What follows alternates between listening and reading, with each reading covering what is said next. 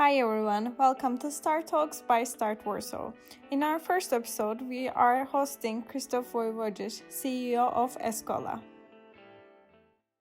I understand mostly will be international listeners. Wow, so you will both interview me, or is it like I've never been interviewed by two people? How is it? No, I think we're just gonna have like a conversation together, just basing on the questions. So there's no need to be in pressure. Okay. And tell me a few words about the audience. Is it like or the organizations here we have here? Yeah, sure. I will mention a bit. START Warsaw is a student-based non-profit organization, and we are trying to foster entrepreneurship mainly in Poland. And our aim is to encourage students to, take initiative and do something about it. And if they have let's say idea, and we are trying to encourage them to go further with this idea, maybe establish a startup or something like that. Yeah. Okay, good. I always support stuff like that. Okay, great. So maybe whenever you're ready, we can start. Yeah. Okay, great then. I think we can start we will basing on past, present, and future. So if we can start from your past, maybe Julia, you wanted to start from there. What do you say? Yeah, sure. So our first question from our organization is, how did you decide to study psychology? You did quite the deep research, because I almost never say publicly that I studied psychology, and to be honest, it was quite a coincidence. I was always very focused on two things in my life, professional life, IT and education. And my mother was a teacher all her life, and my father was all his life an IT engineer. So I'm totally mix of two of my parents. And my dream was always to be a head teacher or a principal of a school. So I started to study education, and soon after I always had a dream to do some extra study on management to understand it better. And actually, I went for Erasmus exchange that I'm sure all our listeners are quite familiar with. And I had an opportunity to stay a little bit longer and to do a bachelor's degree in psychology, which needed some of extra courses to be taken. But that was always my dream, my aspiration, because as many people, I tried to go to psychology studies, but I never get through to the University of Warsaw. I just didn't pass the final exam.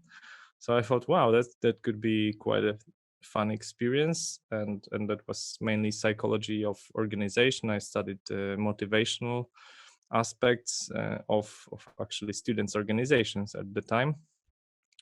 But actually it was just studying for curiosity, because on one hand you can study for your professional aspirations, but on the other hand you can study for something that just is of your interest. I doubt that anyone is going for art, or I don't know, maybe some social scientists, social sciences, thinking, okay, I will get a really well-paid job, etc. No, you just go there because you love it. And the same for me was for the psychology. I just really was curious about this, and yeah, it was quite an interesting time, but I never worked a day of my life as a psychologist. And I'm not aspiring to. It's a super hard job to listen about others people problems, and although I have very great respect, I would never like to do it myself. So you said that your parents are your father is from IT, so that's the reason that you shift to IT then, right? No, the reason was totally different, and the reason was I was, after studying in Great Britain, this psychology studies, I I get a scholarship to the Southern Illinois University, which was quite renowned at the time for two things. One was great parties. Actually, it was top 10 party universities in US according to Playboy magazine. So that was one of the reasons. But the other reason was that they had top 10 also at educational administration faculties in US, which was like more of the reason why I came there, of course. Yeah, that actually that was the time where and when I understood what is education administration and why technology plays so important role. Please remember it was 2008, so the Facebook was just starting even in US, and all of the things was really getting the peak. We were just at the breakthrough of two things. First was a great economic crisis just started, so the dollar comparing to Polish zloty costed 2 zloty. You can imagine that, how cheap you could get things at the time when I was there in United States. Second, Mr. Barack Obama was elected the president, so it was like also a big thing, because Afro-American community was really excited about this. Was maybe you don't remember this, but it was a really big breakthrough. Please remember that Barack Obama got a Nobel Prize for being actually. Of course, there were many reasons, but actually it was because he was first Afro-American president of United States. And actually, I get a phone call at the time from my friend, who we were working together on some projects in students' organizations, and he was very technical guy. He designed an algorithm of so-called spaced repetition. You can check it in Wikipedia. That's the thing that was designed by Mr. Pimsler in 60s and 70s. But then many people worked on it, especially Mr. Woźniak in Poland, on how to make repetitions between studying the new things.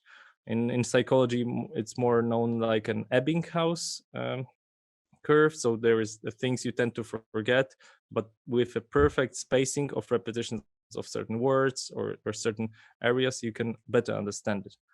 And there was he kind of worked on an algorithm on that could make it better. And he was a technical guy, and he asked me to support him to make this work on the side of more people and product. So I became first director in his company, kind of first co-founder of this company, which was actually and is till this day first online school of languages. It's known as eTutor. Beforehand it was English Tutor, but now it's eTutor. And there is also a dictionary called Diki, like dictionary, or you can have some other associations with it also.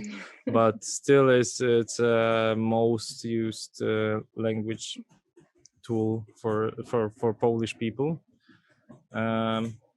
So we worked on this, basically having no clue, no idea what is startup, not knowing what is venture capital, etc., until we got a call from a guy called Michael, who set a company called K2, so biggest interactive agency at time, and a public company. And he said he would like to invest some money to our company. And we said, what do you mean? And he said he wants to be a business angel for us. So we said we don't have time for talking about angels and stuff like that. And to basically him not bothering us anymore, but he used some digits to persuade us that this business angel means something also in matter of money that we needed to realize the projects we intended. So that's thanks to my friend and the CEO of this company, eTutor, Pavel. I'm very grateful to him. I started my career in IT through the back door of of actually doing business and being a director of product. I had no idea at the time about programming or anything how to be a project manager. I had no idea about anything like Scrum, Agile, and other methodologies that are super important, and I tried to teach them to my students at this moment. So yeah, that's how it started. Then I became a CEO of the other company, of the daughter company, and then I get my real shares. I found an investor, etc., etc., and soon the company really scaled up to like 40 people. So yeah, if you ask me like, was it intended or was it planned? Not at all. And that's also a first lesson I would like to share with young colleagues, that you need to grab an opportunity. It's not always you need to be so insightful and find a new great idea by yourself. I think I'm totally in the middle of being creative. I mean, I'm not very creative, and also I'm not a dull person, but definitely I'm not the person who comes with a great new idea every single sip of a beer. Definitely not. Sometimes you need to jump on the opportunity, use your contacts, use your colleagues, maybe use some opportunity to jump on some great business. And the other lesson is that usually the business at the start seems totally disaster. I mean, a total disaster. What I mean is, when we started, we didn't have much money to it, so we needed to reinvest everything we got, all the money we got, like management, we automatically lent to a company so it could pay to all the other employees, and we counted every penny to give it back and invest it. So that's the second lesson. Don't be greedy at the beginning. I know now that the venture capitals are very generous and can give you a good the good salary at the beginning, but actually the more you invest at the beginning, the more you get it from the company in the later stages. Also, it means that the later you get funding, the more equity you will get, and that's a big lesson. Again, that be patient. Yeah, so I think this is also related with our next question. It was like, what was the first company you founded? And I think like you co-founded the e-tutor, and then the daughter company you said.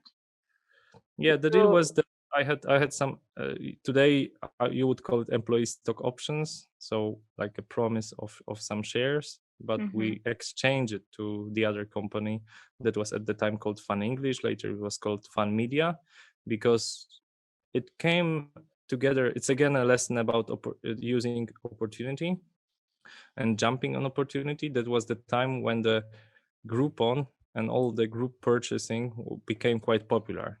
It really boomed. You might remember this, that when people were buying, cheap haircut or restaurants, but also e-learning. And on one hand, haircut, you cannot scale up because you cannot, just cut 1,000 people at a time. But of e-learning and all the e-services, you can scale it up quite easily. So to call it in the professional economic term, the margin cost of the e-learning is practically zero. So you can upsell as many units as you need with practically zero cost on your side. So biggest cost usually is marketing and getting trust of the client. And with the group shopping, you could buy it quite cheaply. And sometimes even people learned about our product and purchase it later because of this group shopping. So it was totally worth it, and we scaled up super quickly thanks to that. And the organization within 2 years grew to 40 people. That was great energy in the room because we started and we changed offices very quickly. We had international team of people from Germany, Spain, France, and we used a lot of contacts of our Erasmus students, because we needed real actors to teach French, German, Russian to other students. And it was definitely a great time. When I see it now, it was not so very professional what we did, and again, no perfect methodology. We used Excel for project management, which was quite good Excel, I think, to handle 40 people.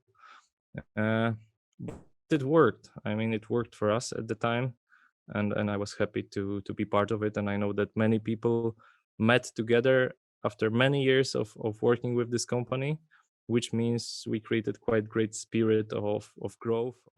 Okay, I have a question actually, because right now there's a lot of programs with mentoring. And did you have some kind of mentor, or do you consider just a group of people mentoring each other, like in your future? I'm sorry, in the past. Well, it's a good question, because you have to remember, even in 2012, it was totally different time. I mean, there was no something like startup scene that you have, and no one was aware about how you do this type of companies. Well, not nobody, but very little people knew about it. So, hold on, I think I need to add someone.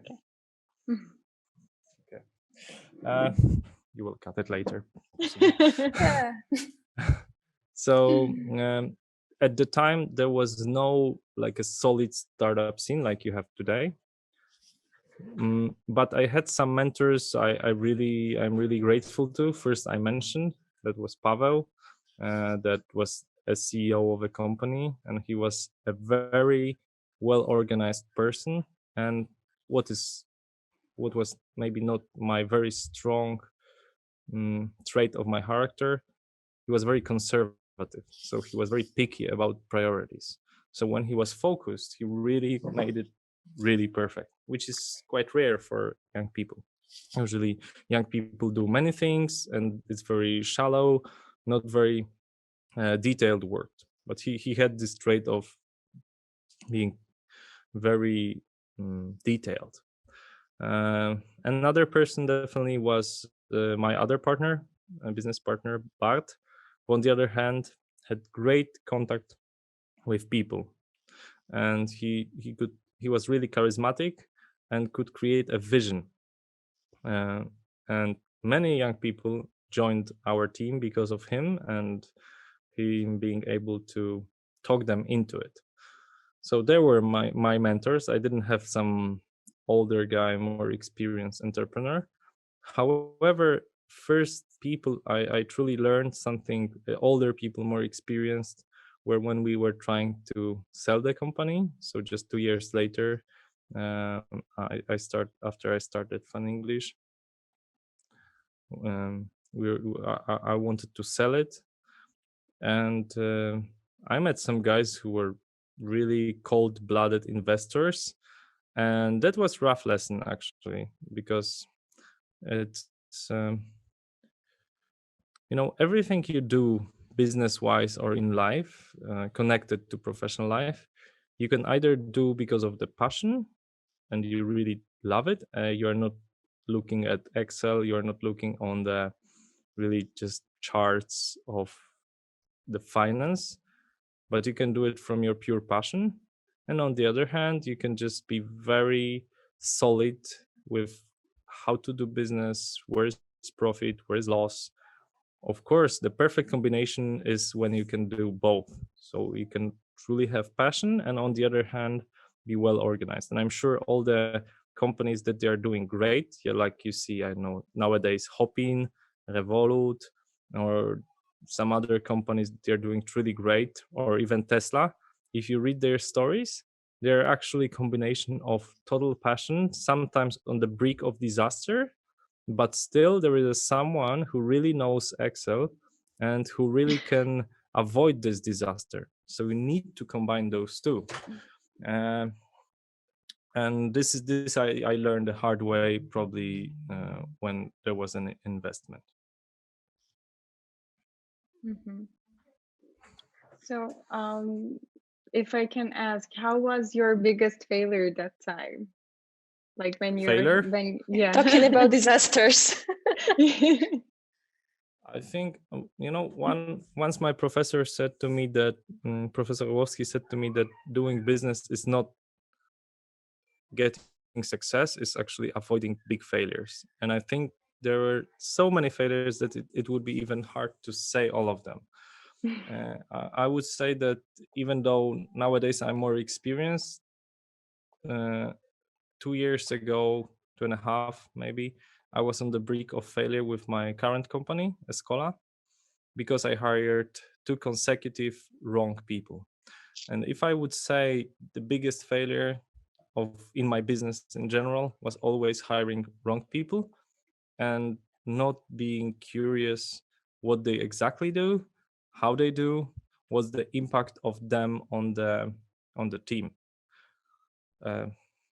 I think I'm not the the nicest person in the world, not the person who you want to hug all the time, and like there are some people who you're instantly smiling. I'm not this type of person, but somehow I have a feeling that after some companies I established, and not only companies, because I also worked for the Ministry of Education, I worked at the university as a director of a e-learning department, and I have a feeling that in general I was quite liked by my teams, and my team, it's not that important that I was liked, but the teams stick together. They felt the good atmosphere, that we are heading in the good direction, that there we are putting our energy, and it provides us with effects. And I think that if I could find my biggest good trait of my character, it would be actually creating a good atmosphere for people to work. So whenever I hired people who spoiled it, who were not involved, who were just sometimes not fair to others, that was always my biggest failure.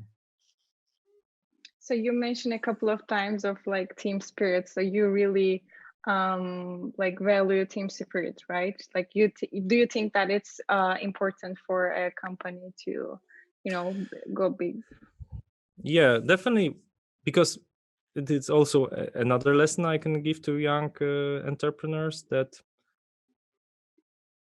not only your idea doesn't have to be perfect. It doesn't even have to be good, but your team has to be great. Because sometimes to find a so-called product market fit, it takes time. It really takes time, and it's super hard sometimes to find a great niche of a product, because trust me, big companies are looking for the niches all the time, and they are trying all the different methods to just find a cash cow of some niche. But if you have a great team, sometimes you can shift your business, what is called in management now pivoting. So we can pivot your business towards the right direction, and with the right team actually deliver it. So just to give you example from my own experience with Fun English, we were all the time at the so-called break-even point. So the profit was more or less equal a loss of the company, and it was really hard to get it started. But one day our chief programmer said that we should try this one, so creating another type of product. And we said, okay, let's give it a go. And we really jumped on this with great passion. And the ROI, so return on investment with this product, was 1000% within first 2 months. So it means we tenfold made a profit of just this one product, and that's how actually we started to accelerate like crazy. Mm-hmm. And it was totally not an original idea of our company. It was a big pivot because we changed the market of what we were doing, but we managed to do it because of great team we had, and we managed to deliver it because of the great team we had. Same was with my current business. We were like kind of going sluggish, slowly, for first 2 years, and it was hard for us to get a traction. But once we get it in early 2019, so 2 years ago, and we created a team, I instantly felt a great team spirit. And great team spirit means we all know which direction we're going. And since then I have kind of a rule that at least once a quarter, so 4 times a year, I need to align my priorities and strategy of a company with the core team. And this is super important because sometimes, this type of leadership when you have one guy who's like super great, and you have this with Amazon, possibly. You have in Poland Just Join IT with great Piotr Nowosielski. You have it with Michał Sadowski in Brand24.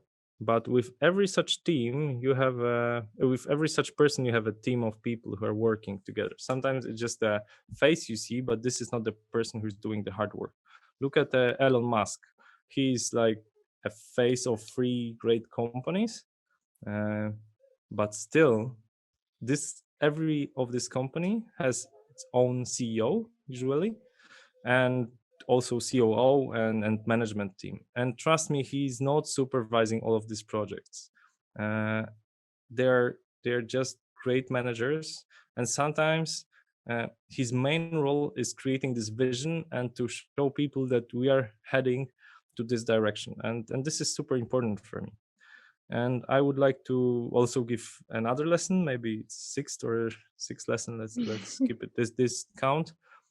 That sometimes it's not only a leader who creates this vision. And this was this I learned also in a students' organization called Persona, and we elected our new president of the students' organizations. Her name was Asia, and Asia said, there was like time for her speech, as in like an inauguration speech, and she said, I don't have exactly an idea like how this organization should look like. I don't have a vision. I would like to draw it from you. And she started to put questions, to ask questions, and to put ideas to pull ideas out of our heads. And this was the greatest year of this organization ever in terms of growth, projects we made. And I think this type of leadership, it always is at the top of my mind, to not exactly be the guy who is, just pushing hard and working 15 hours a day. I went through it, and I know it's hard, and sometimes you can lose this energy, and on certain phase of development you can just lose the focus, or just be sick for 2 weeks, and then the organization has problems. So you probably should talk with your team and to draw from the best of all of your people. And as I said before, I'm definitely not the most compassionate person, not the person who you could really be the nicest with. I'm not also the angry guy. I'm just, I would say, totally in the middle. But I know that, for instance, in Escola, our head of project management team is one of the most like a people person I know. She is the psychologist, sports psychologist. And she's doing great workshops. She knows people very well, etc. So we build our like a people person in the organization on Monica, and same for other guys. On the other hand, our head programmer, chief technology officer, is not the person who is like super with people, but he's great with technology, and he can discuss with another developers. So yeah, you need to try to structure it properly, because and build on the strong features of everyone. So sometimes school wants to, and the university wants to kind of avoid traps of your weaknesses.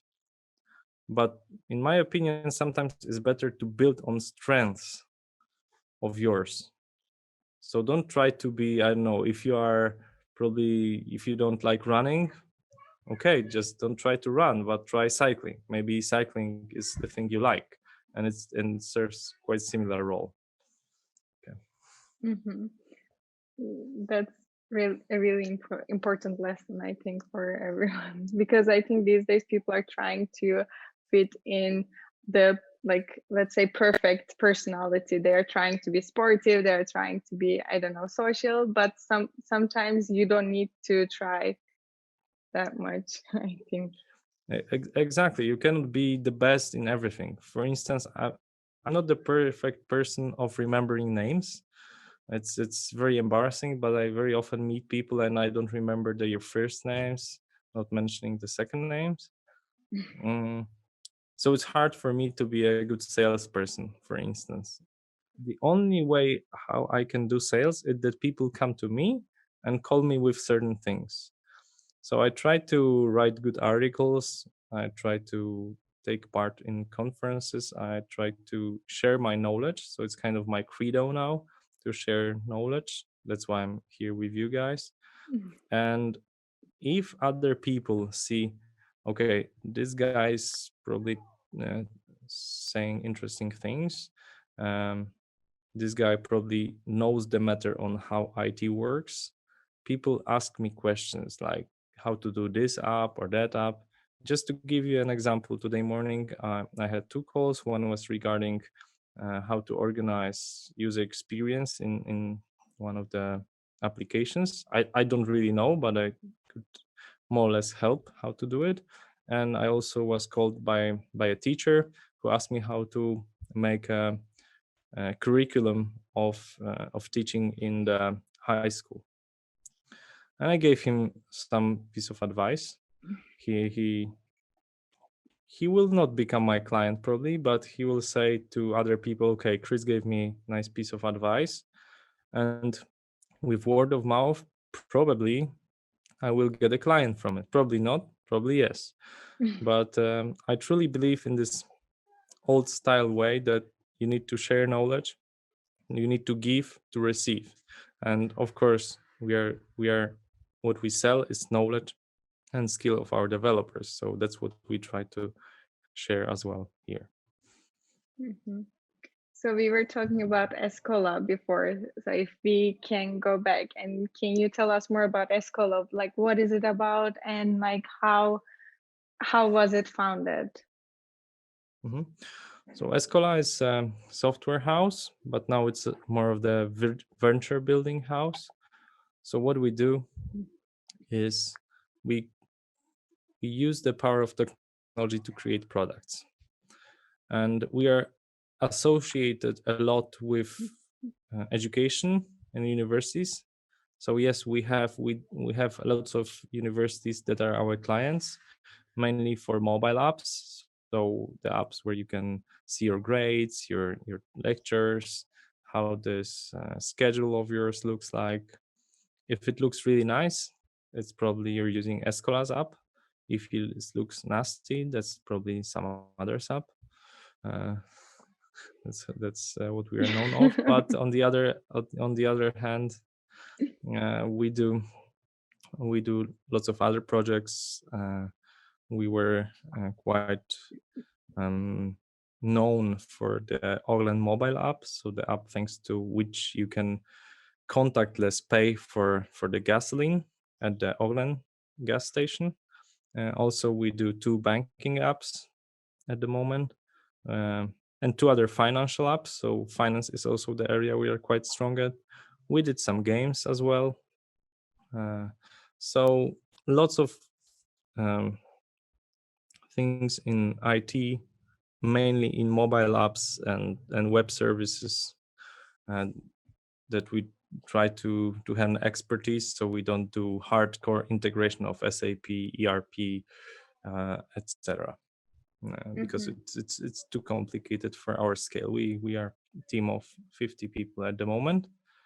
And how it started, of course, it would be great to tell you that I designed it and I had a strategy and clear picture in my head at the beginning. Of course, totally not. I think it was lesson 3 to use opportunity and actually use uh, the opportunity that comes to you even in the most unexpected moment. So it was evening of, I think it was spring 2016. My friend called me and said he wants to sell Escola. I said, yeah, how is it doing? What is the revenue? How was the team? And yeah, basically, I bought this company quite quick. And then at the party, I said to my colleague that I just purchased this company and I would like to go more into the software development. And he said, okay, let's join. So that's how he helped me for 2 first years. He was the main person who was leading it. So big hello to Przemek. Um, and yeah, exactly. So it was total coincidence, and just jumping on the opportunity, I had this gut feeling that IT sector and having own software house might be very good business. But when I see it now, for first 2 years, I totally couldn't realize the potential. We were too small. We were just building our reputation. We had no proper marketing, and after 2 years, it was the process of learning new business. And now I can say I'm kind of midway of understanding how the business of IT services, IT outsourcing works. And yes, we in 2021, we got like hell lot of the calls from prospect clients like, can you do this? Can you do this app? Can you do this website? Can you do this service for me? Can you do this marketplace? Can you do this omni-channel app, etc., etc.? So for some reason, I understand this reason is delivering good products in a certain time. People by word of mouth started to say Escola is doing a good job, and we spend very little money, almost none, for commercials, for ads. I mean, it's to give you the exact number, it's around 1,000 zloty per month that we spend of all advertising, mainly trying to promote our product for cats and dogs. We try to create a portal for it, and that's it. So I think it's mainly recommendations of our clients. Mhm. So maybe we can also talk about the funding of Escola. I think you used crowdfunding, Bees Fund, right? And like it was very successful by that time. Yeah, from today's perspective, I would say first one was successful. Second one could be much more successful, but still we reached our goal, which was to first promote the brand of Escola. And I remember people saying why they are doing this, why can they, I don't know, go for a debt loan from the bank. Mm-hmm. But we had a clear reason in our mind, and I learned this lesson from group shopping, that people, on the other hand, they buy your product, but on the other hand, lots and lots of people are aware of your brand, which is sometimes more important than actually flow of money to your account. And therefore, I find it a very successful move, because thanks to that, we got 350 ambassadors of our brand. Even though someone buys just one stock, which costed 70 zloty, it's still some sort of association that we have, some sort of relation. And in case someone asks you like, which software house do you recommend? I have this technical problem to solve. Like, which one would you recommend? Any or the one that you purchased one stock and you probably spent some time to buy this stock, to understand like what they're doing. You are in their Facebook group, or you get occasional email like how they're doing, etc. So yes, I think it was a good decision. Although it needs some time to serve all these people, because there are questions, and people of course want to make profit out of it at the end. But I think it was quite a unusual way, and what is kind of rule of thumb, good way is to go quite unusual way in business, because there are some ways that are super crowded. Let's take marketing on LinkedIn. Now everyone is saying, okay, you need to do this marketing on LinkedIn and ask people questions and go into discussions and send I don't know, some requests and offers, or do email marketing. Of course, it can be very effective, but everyone is doing it. But on the other hand, for instance, podcasts or video podcast, what we do at the moment, is not that crowded yet. It will be probably in 3-5 years, but it's more complicated to do it. You need to organize a guest, you need to design questions, etc. So therefore, it's probably sometimes worth to go harder way before the others join. Yeah, and that's true, I think. So for the young entrepreneurs, we would like to ask you that, like, which one do you recommend, like crowdfunding or venture capitalists? Like, There is no. I advise you to join my lecture, and I'm doing the next semester, which is on how to find funding and how to pitch startup. And I'm doing this 20 hours classes the next semester at Kuzminski University. I hope some of it can be recorded and I can share it, or at least slides. If you ask me later, I will share slides with you, with your that will be organization. great. Yes. Because it's not the thing I can answer you in 1 or not even 10 minutes. It all depends on organization. Yeah. I give you an example. Hopin is a online conferencing tool, and they I think started in 2017 or 18, so quite recently for a startup. But come on, pandemic came, and then they went like crazy. And if you ask me, like, should they crowdfund and spend so much time to organize people, and some people don't understand like what's crowdfunding in this type of organization? Hell no. This is typical the thing, the type of organization you need to rapidly scaling. Rapidly. I mean, they I've heard acquired StreamYard for $250 million. So it means some investors needed to put this money in them for them to being a small organization to purchase StreamYard, right? So Hopin needed millions of dollars on their account to scale up their first day servers to be able to serve all the conferences they were doing.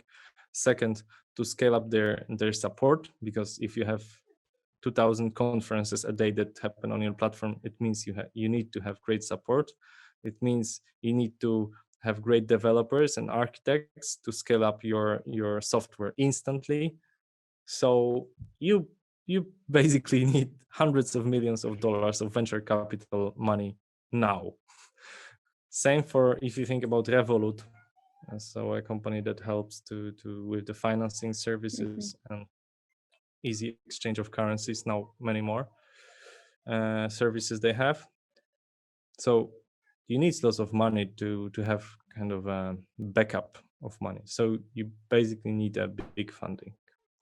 And same for most of the organizations. And venture capital, if the business is understandable, if the business is quite predictable, like marketplace, software as a service, usually it's great to have money. But someone put the biggest amount of money into them, and they had the greatest idea for it. I mean, they realized their potential. Same for Airbnb. Did they have competitors? Do they have competitors? Of course they did, and they still do. But they became really the main player. If you ask me for Netflix, if there is an alternative of Netflix, there is HBO, there is Hulu, there are other organizations, but for some reasons they get the best funding and they realize their potential. If you look at the more competitive areas now, like there is Pizza Portal, there is Uber Eats, there are some other alternatives that they are super competing now over the food delivery service. Same for taxi alternatives. You have Free Now, you have Uber, you have Bolt. They are still competing, and you cannot compete with Uber or with Bolt without $1 billion on your account for promotions, for bribing, quote unquote, bribing taxi drivers to become your drivers. You just need huge capital, because you cannot say, okay, we will be offering nicer handling of transaction or nicer user experience than Uber. No, if you're more expensive than Uber, you have zero chance to outcompete them. So yeah, there are some areas where you need big funding now, and there are some things that crowdfunding is super helpful. Like I noticed in Poland, every Polish person wants to be co-owner of a brewery. So all the breweries in Poland now go for crowdfunding, because Polish people have some sentiment over having a brewery, and they buy this stock and they get this 1 to 10 bottles in exchange plus discount to this brewery, and they're very sentimental. Same happened over Radio Free 57, so the app we co-created with the great team of journalists that left radio number 3 in Poland, and people who were listening to this radio were super sentimental, and this is for me quite surprising. People pay money to support them, and it's about $600,000 is what Polish zloty per month, every month. So it's around 20,000 supporters, on average 30 zloty, which is a lot, because you can listen this radio without supporting them. But just people want to be part of this something big. And I read what people are writing on this Facebook wall and like how they relate to this app. And I said, you don't have listeners, you have followers. I mean, these people are just following you like some kind of deity, like God a little bit. They are really, really committed to this idea. And it's super difficult to create such an organization or a membership model. Sometimes now it is quite popular in 2021 to create this small micro community. Like they created community of founders.pl this year. So people who are founders of companies of rather small size, but they support each other. They get trainings, and it's not very expensive to join this club. I'm myself part of the club of Warsaw Society of Fellows. It's also an entrepreneurship club, and this is the thing that we need as people, to create small communities. Sometimes they can grow for really big communities, like I don't know, Business Networking International, BNI.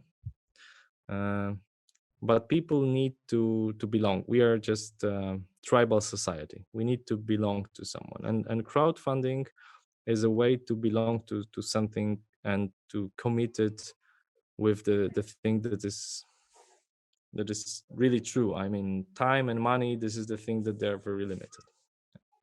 So there is no answer whether to take venture capital money or crowdfunding. I would say crowdfunding is more difficult way of getting obtaining the capital, but on the other hand, the biggest plus of crowdfunding is that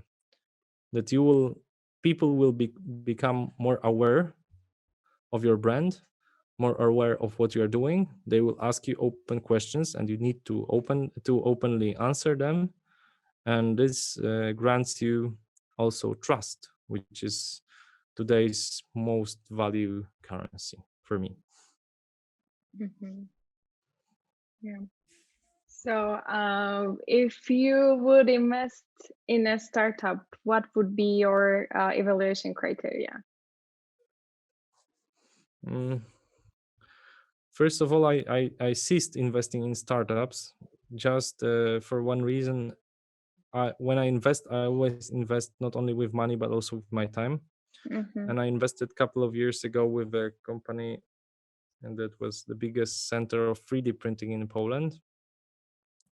And I knew how much time it costed me of mentoring, of meetings, of looking for partners. So what I do now, there are some startups which I support, like there is VR learning of Tomek Kalinowski that I always try to support. And he even offered me some stocks, but I refused, not to feel obliged to help him, not to be defocused from my company Escola. Um, but answering this more of a theoretical question, I would say definitely the team would be the main criteria, as I said before. Uh, because there are very little ideas now you can create. There are still some ideas, but most of the young people I meet during, because I'm doing a little bit of lecturing every semester, so most of the young people are very enchanted and in love with some brand new ideas like blockchain, like artificial intelligence. But most of you don't stand a chance against Google, Amazon, Microsoft when we speak about big data and machine learning. You need to have really great idea to be able to sell it, and usually through technological advantage, because they will always have bigger data. For blockchain, I mean, the usage of this system is quite well known now, and it's all goes to speculation, marketing, and looking for some new use of it. So it's really difficult to outperform other players. Um, but still, as I said, young people are very enchanted in these new technologies, which is good, because out of 1,000, 1, 2 people will find something truly great and a great breakthrough. But still, there is lots things to do in a very traditional technology. Um, like, as I said, marketplace or software as a service, there are still so many niches that you can find. Let's take insurance industry. I mean, they are not very striving for a new technology. They usually would like to have an offer and give it to their clients. They have lists of clients and they give it. So it's very easy to create a software as a service program that would enable it to do it easier, faster. Another example is to digitalize kindergartens. It's quite obvious that kindergartens are not the places where there is a big technological breakthrough, but parents would like to know what their children are eating, um, what classes they have, even though that they are not proper classes, but still. So you need some sort of technology to support communication with parents, especially nowadays in time of pandemic. So there is a software called Inso, there is software called LiveKit. They're making great progress nowadays with this niche. And I could give you dozens of other examples of taking traditional sector and making it more modern, more digitalized, but not with blockchain and artificial intelligence, but just with the thing that to take a hairdresser and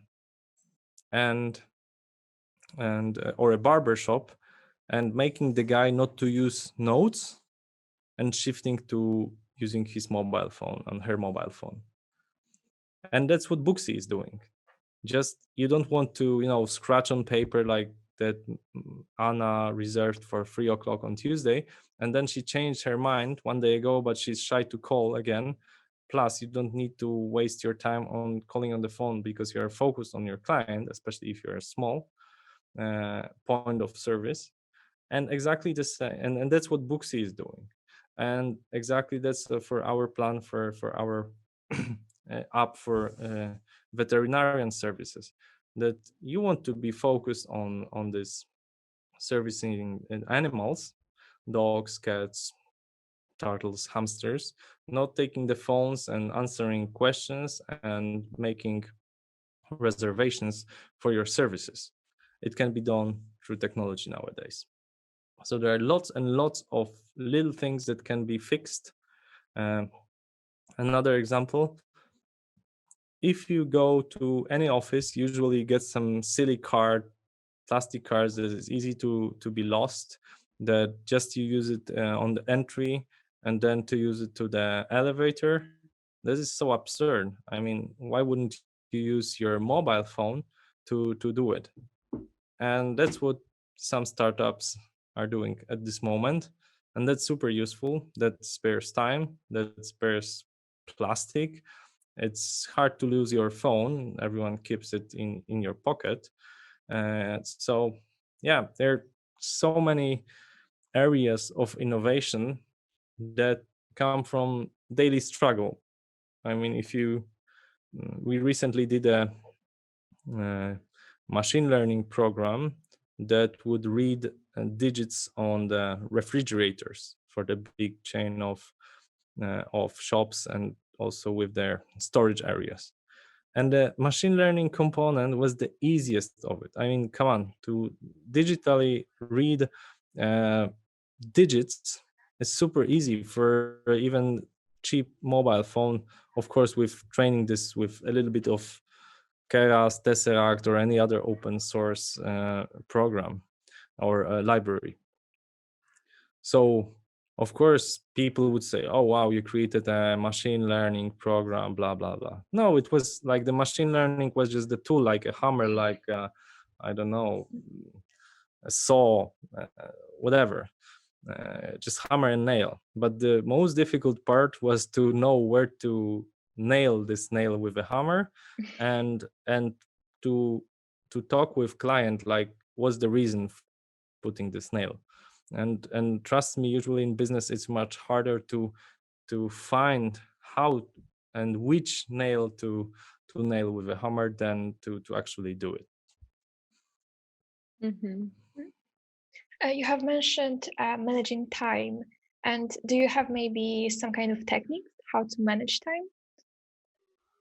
Oh wow, that's a thing that's really quite important for me, to be honest, because I was fascinated with the time of managing time since I was maybe 15, and I read a book of Mr. Lacaine, how to be manager of your time and your life, or like boss of your time or your life. And yeah, there are some techniques of prioritizing I'm using.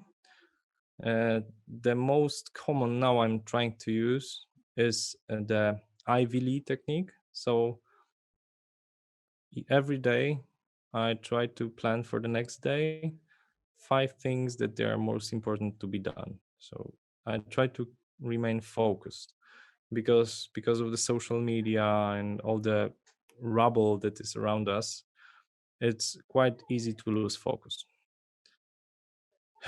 And also lots of things are now directed by algorithms. So, once you go to YouTube, it's easy to lose 2 hours. Like, I mean, tell me who of you didn't have such problem. And for every one of us is a different type of loophole that YouTube or Facebook is taking us. And each of these holes is interesting. It's really good algorithm, and not always very good for us. I mean, to watch, I don't know, new cars for 2 hours, or new skirts, or new type of fitness for 2 hours will not get you much closer. So I try to be very picky about this. And of course, I love to spend time. I love to watch, like for last 3 weeks, I watched like 10 maybe 15 hours of YouTube of journey presentations of different guys on the long trails, and I truly love it. But it was the thing that I planned, so kind of I'm not going into this loophole just by coincidence. I just know that at 10 o'clock p.m., when I'm done with my stuff and the kids are sleeping, I can enjoy watching some of the YouTube. And I try to use this Ivy League technique. You can Ivy Lee. It's Lee. You can check it on Wikipedia.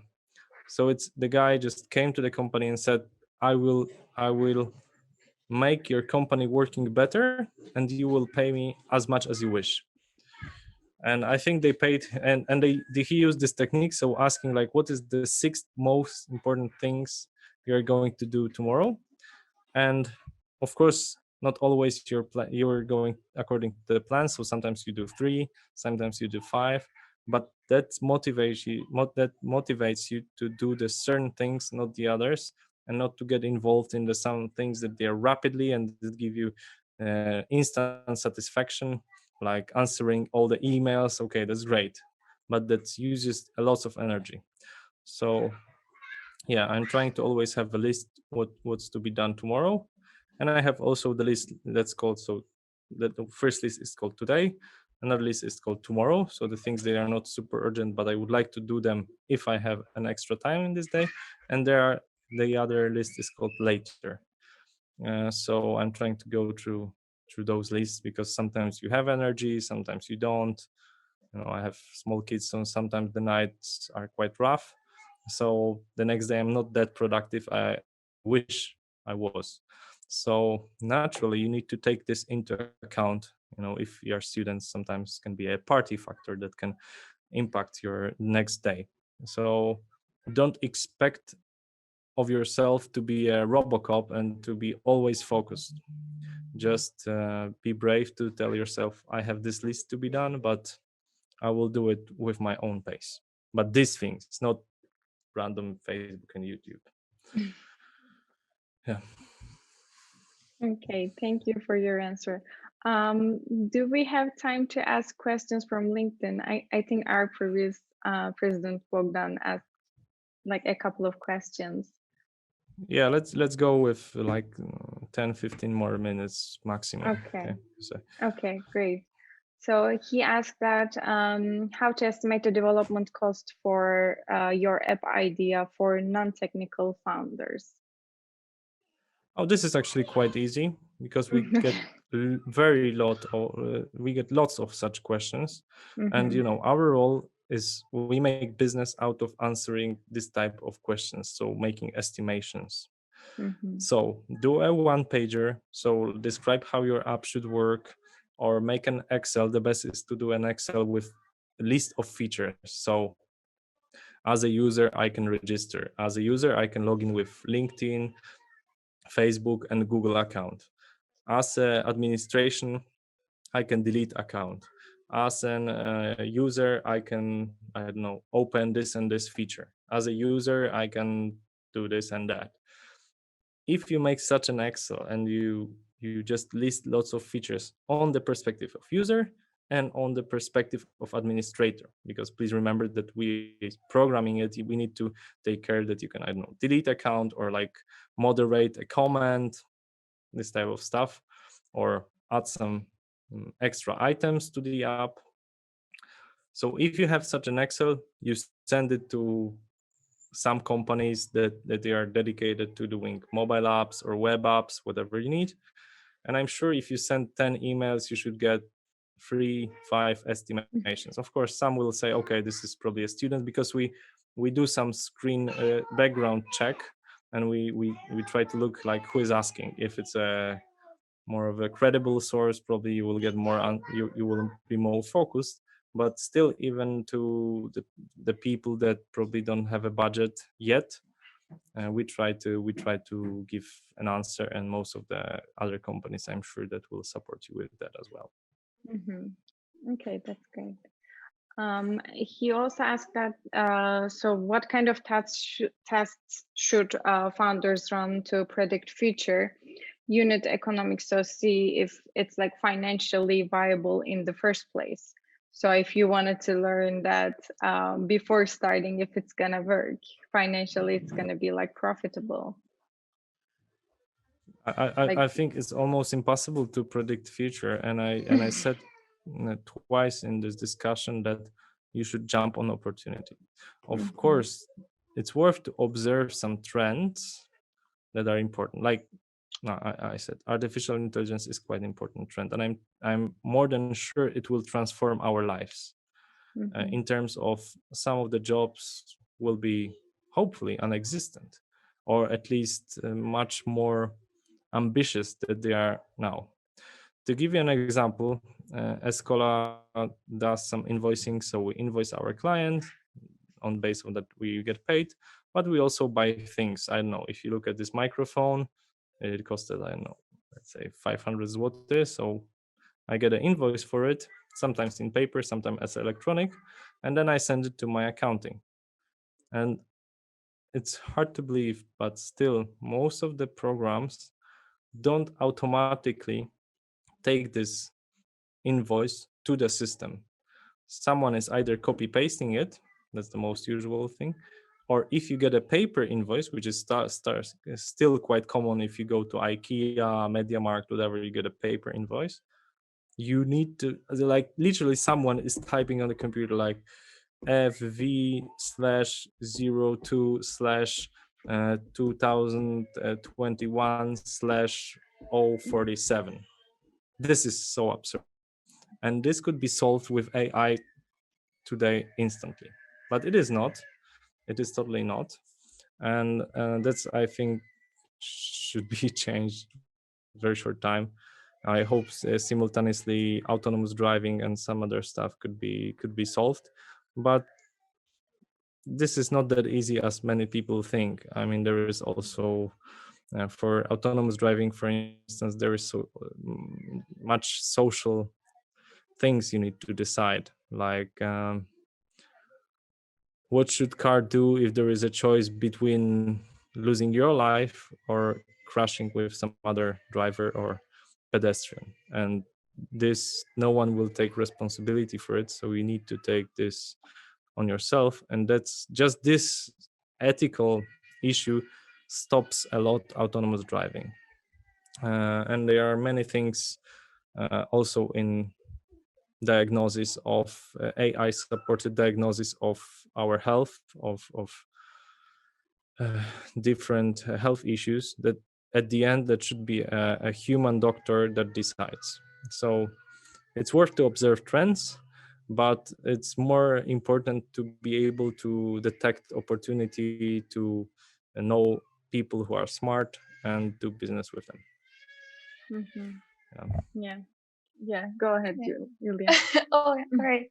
Also on LinkedIn, there was a question, what app you would like to have, but it does not exist yet? Oh, that's a very good question. Yeah, I had this idea this night. Yeah, I have it. It's maybe it's not an app, but it's a thing. I'm surprised it's not existing, but it's a very personal thing. I mean that waking up of children during the night is such a bothering issue for all young parents. And I mean, we have painkillers, we have now this drug for COVID developed in 1 year, but there is no way how to put asleep your children. And probably should be some way how to support mothers especially, and fathers as well, in this. And I'm quite surprised with this. Even when ladies are giving birth now, there is painkiller for giving birth. So there is, it's still super hard, but there is some support. So there are still, very primal things that are unsolved. And for the app that I would use now, I think there should be an app that should be AI based, that I could filter my music properly based, for instance, on the who is using it. For instance, I like to listen to the music, but I hate when there are swear words and I'm listening with my child. And there is still some nice music I want to hear, but you hear bitch or fuck time to time. And like, why there is no like an adult content filter for music? It would be such easy thing to do, because you have voice recognition on quite a good level now. And if you ask me, like, for the app that should be created and could be created technological wise, and I'm sure Spotify would buy you for like $10 million instantly if they are not working on it themselves. I mean, this adult content or like this you have in movies, PG-3, PG-6, PG-16. So this parental guide, you should have such a thing for music, and I'm quite surprised there is no such tool. Yeah, I think they add the word explicit or something like that sometimes, but not on every single song which has some swears. Okay, yeah. So such a filter would be, I would pay for such a feature, because sometimes I'm even walking in mountains, and I love to go over long trails and listen to the music, and when there is like some beats coming that start swear words, that destroys my atmosphere of nature a lot. So just create it, I'll be an investor. Okay, let's think about it. Okay, so I think we can wrap up, right? So we don't want to take much of your time. Okay, pleasure to talk to you guys. I hope some of the advice was helpful for you. And in March, please give me a shout, and I will share with you this presentation I'm doing, and a set of presentation on how to finance startups and how to make successful pitching. Okay, great. Thank you for your time. It was really a pleasure, and we really enjoyed the time. So like, hope to see you again, maybe in real life as well. Yes, Okay. thank you. Thanks guys, take care. You too. Have a nice Bye day. bye. Bye.